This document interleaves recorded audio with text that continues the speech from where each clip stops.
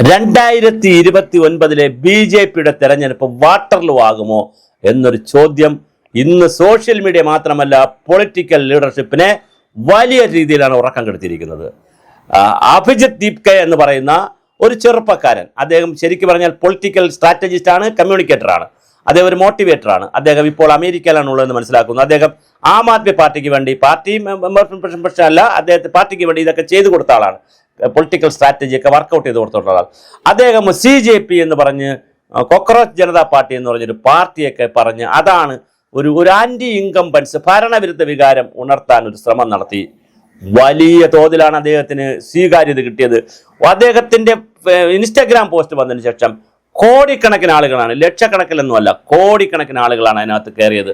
പക്ഷെ അപ്പോൾ ആദ്യം തുടക്കത്തിൽ വന്ന കേന്ദ്ര ഗവൺമെന്റും BJP ഹോൾഡർകാരും പറഞ്ഞത് അത് പാകിസ്ഥാനികളും കുറച്ചുപേര് അമേരിക്കക്കാരും കുറച്ചുപേര് ബംഗ്ലാദേശുകാരും അങ്ങനെയുള്ള തീവ്രവാദികളൊക്കെയാണ് ഈ ഇൻസ്റ്റാഗ്രാം. പക്ഷേ അദ്ദേഹം ഇന്ന് പുറത്തു വിട്ടിട്ടുണ്ട് 97% ആളുകളും ഇന്ത്യക്കാരാണ് അതിനകത്ത് വന്നിരിക്കുന്നത്. ഇന്ത്യൻ രാഷ്ട്രീയത്തിൽ ഇങ്ങനെ ഒരുപാട് അത്ഭുതങ്ങൾ സംഭവിച്ചിട്ടുണ്ട്.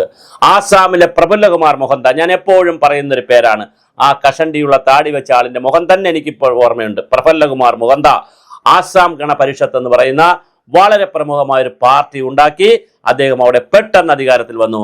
ആം ആദ്മി പാർട്ടിയുടെ ജനസിസ് നിങ്ങൾ നോക്കൂ. യാതൊരു മുൻപരിചയമില്ലാത്ത, രാഷ്ട്രീയക്കാരനല്ലാത്ത, IRS കാരന് മാത്രമായിരുന്ന, ഇന്ത്യൻ റവന്യൂ സർവീസിൽ നിന്ന് രാജിവെച്ചൊരു ചെറുപ്പക്കാരന് ഡൽഹി കെങ്കോട്ടയെ, ഡൽഹി സുൽത്താൻമാരെ വലിച്ച് താഴെ ഇറക്കാൻ കഴിഞ്ഞെങ്കിൽ ഈ അഭിജിത്ത് ദീപ്കമാരും നമ്മൾ സൂക്ഷിക്കണം. വളരെ കൃത്യമായി BJP അത് സൂക്ഷിക്കണം, ഇന്ത്യൻ ജനതയെ സൂക്ഷിക്കണം എന്ന് പറഞ്ഞാൽ ഞാൻ മോശമായിട്ടല്ല പറഞ്ഞത്. അങ്ങനെ പുതിയത് വരും. ഇന്ത്യയിൽ ജയപ്രകാശ് നാരായണന്റെ നേതൃത്വത്തിൽ നടന്ന മൂവ്മെന്റുകളുണ്ട്.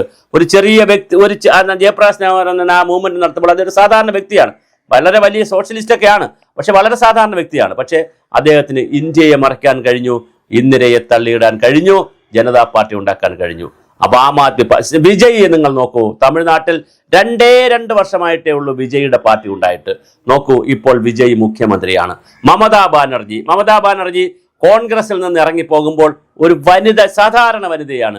3 ടേമാണ് അവിടെ അവർ ഭരിച്ചത്. 3 ടേമാണ് ഭരിച്ചത്. ഇപ്പോൾ BJP കൊണ്ടുപോയി അത് വേറെ കാര്യം. പക്ഷെ 3 ടേമാണ് മമതാ ബാനർജി ഭരിച്ചത്. അതുകൊണ്ട് തന്നെ ഈ കോക്രോച്ച് ജനതാ പാർട്ടി പിന്നെ ജനതാ പാർട്ടി എന്ന് പറയുന്ന CJP എന്ന് പറയുന്ന പാർട്ടി എന്തും സംഭവിപ്പിക്കാം. അത് വളരെ പ്രധാനപ്പെട്ട കാര്യമാണ്. അവരിപ്പോൾ പൊളിറ്റിക്സിലേക്കൊന്നും നീങ്ങിയിട്ടില്ല. പക്ഷെ ഒരു ആന്റി ഇൻകംബൻസ് വളരെ കൃത്യമായി ഈ രാജ്യത്ത് കിടക്കുന്നു എന്നുള്ളതിൻ്റെ തെളിവായി, സൂചനയായി അവരുടെ മൂവ്മെന്റുകളെ നമ്മൾ കാണണം. അതിനെ കേവലം തീവ്രവാദമെന്നോ അല്ലെങ്കിൽ കേവലം ആന്റി നാഷണൽ എന്നോ പറഞ്ഞ് കളയാൻ കഴിയില്ല. ആന്റി നാഷണലായ ഒരാൾ വന്ന് സംസാരിച്ചാലും അതിൻ്റെ കൂടെ 1.5 കോടി 2 കോടി ആളുകൾ പോകുന്നുണ്ടെങ്കിൽ അത് വളരെ വലിയ സൂചനയാണ്. ഒരുപാട് രാഷ്ട്രീയ പാർട്ടികളിലെ MP-മാർ MLA-മാർ ഒക്കെ ആ ഇൻസ്റ്റഗ്രാമിൽ അദ്ദേഹത്തെ ഫോളോ ചെയ്തിട്ടുണ്ട്. അപ്പോൾ വളരെ കൃത്യമായിട്ടുള്ള ഒരു കാര്യമാണ് ഇത്. വളരെ പ്രധാനപ്പെട്ട ഒരു ഘടകമാണ് CJP. അതിപ്പോൾ നോക്കൂ, കേരളത്തിലെ പിണറായി വിജയൻ അടക്കം, MA ബേബി അടക്കമുള്ള കേരളത്തിലെ ആളുകളുമൊക്കെ അത് ഏറ്റുപിടിച്ചിട്ടുണ്ട്. ഈ CJP രാഷ്ട്രീയ പാർട്ടിയല്ല, എന്നിട്ടും ഏറ്റുപിടിച്ചിരിക്കുകയാണ്.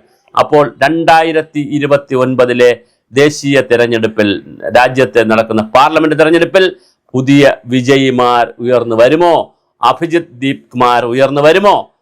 പിന്നെ വലിയ തലവേദന സൃഷ്ടിച്ചുകൊണ്ട് ഇന്ത്യയിൽ അങ്ങനെ വരികയും അവർ ഇന്ത്യ മുന്നണി പോലുള്ള മുന്നണികൾക്ക് പിന്തുണ കൊടുക്കുകയൊക്കെ ചെയ്താൽ, ഇതൊരു പൊളിറ്റിക്കൽ അനാലിസിസ് ആണ് ഞാൻ പറയുന്നത്. ഇന്ത്യ മുന്നണി പോലുള്ള മുന്നണികൾക്ക് അല്ലെങ്കിൽ പുതിയൊരു മുന്നണി തന്നെ ഉണ്ടായാൽ, CJP എന്നൊക്കെ പറയുന്ന പോലെ പുതിയൊരു മുന്നണി തന്നെ ഉണ്ടായാൽ, അതിന് ന്യൂജന്റെ അവസരം കൂടെ കിട്ടിയാൽ BJP വിയർക്കും, വല്ലാതെ വിയർക്കും.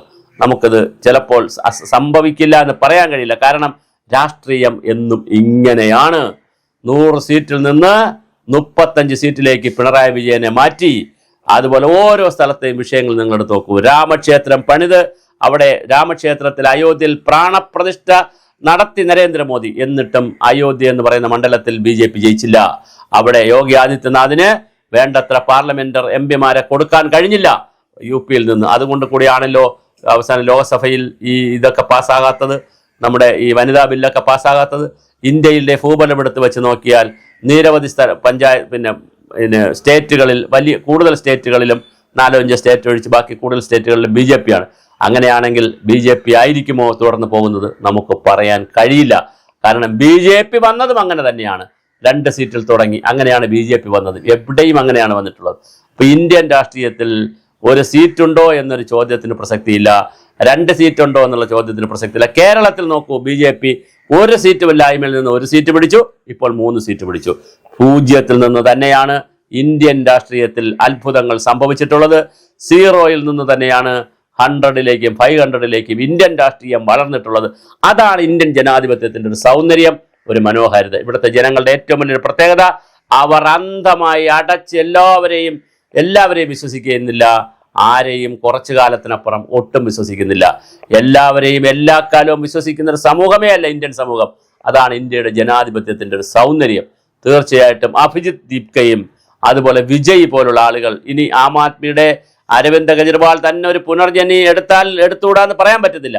കാരണം അദ്ദേഹം ഇപ്പൊ രംഗത്തിറങ്ങിയിട്ടുണ്ട്. അല്ലെങ്കിൽ പുതിയ നേതാക്കൾ, ഇനി ഏതെങ്കിലും നേതാക്കൾ BJP-യിൽ നിന്ന് ഇറങ്ങി വരുമോ? BJP-യിൽ നിന്നും ആളുകൾ മാറാമല്ലോ. BJP-യിൽ നിന്നും മാറുമോ? കോൺഗ്രസിനകത്ത് നിന്ന് ആരെങ്കിലും പുറത്ത് വന്നുകൊണ്ട് ഇതിനൊക്കെ നേതൃത്വം കൊടുക്കുമോ? ഇത് വളരെ വലിയ ചോദ്യമാണ്. അല്ലെങ്കിൽ മറ്റേതെങ്കിലും നോർത്ത് ഇന്ത്യയിലെ പ്രാദേശിക പാർട്ടികളിൽ നിന്ന് ആരെങ്കിലും പുറത്തു വന്ന്, അഖിലേഷ് യാദവിൻ്റെയൊക്കെ കൂടെ ആളുകളുണ്ട്, നമ്മൾ ഇപ്പൊ വളരെ പോപ്പുലർ അല്ലാത്ത ആരെങ്കിലും ഒക്കെ വന്ന്, സ്ട്രാറ്റജിസ്റ്റുകൾ വന്ന് ഇത് ഇന്ത്യ എന്ന് പറയുന്ന ഭരണ വ്യവസ്ഥയെ അട്ടിമറിക്കുമോ? 2029-ൽ എന്തായാലും BJP ഒന്ന് പേടിക്കണം. അങ്ങനെ സുഗമമല്ല യാത്ര. CJP-മാർ ഒരുപാടുണ്ടാകുന്നുണ്ട്. അവർക്ക് വലിയ പോപ്പുലാരിറ്റിയാണ് കിട്ടുന്നത്, ചെറുതല്ല, വളരെ വലിയ പോപ്പുലാരിറ്റിയാണ്. ന്യൂജൻ, പിന്നെ ഇസഡ്ജൻ ആളുകൾ, കുട്ടികളൊക്കെ 18 വയസ്സുകാരായ ഒരുപാട് പേര്, 18 വയസ്സിനും 30 വയസ്സിനിടയ്ക്കുള്ള ഒരുപാട് ആളുകളാണ് ഇതിനെ ഫോളോ ചെയ്യുന്നത്. ഇത് വെറും ഒരു ആന്റി നാഷണൽ എന്ന് പറഞ്ഞോ, അല്ലെങ്കിൽ രാജ്യവിരുദ്ധത, തീവ്രവാദം എന്ന് പറഞ്ഞ് കളയാൻ കഴിയില്ല. ഇത് വലിയൊരു സന്ദേശമാണ് ഭാരതത്തിൽ നൽകുന്നത്. അത് BJP-ക്ക് ഭീഷണിയാകുമോ എന്നുള്ളതാണ് നമുക്ക് കാത്തിരുന്നു കാണേണ്ടത്.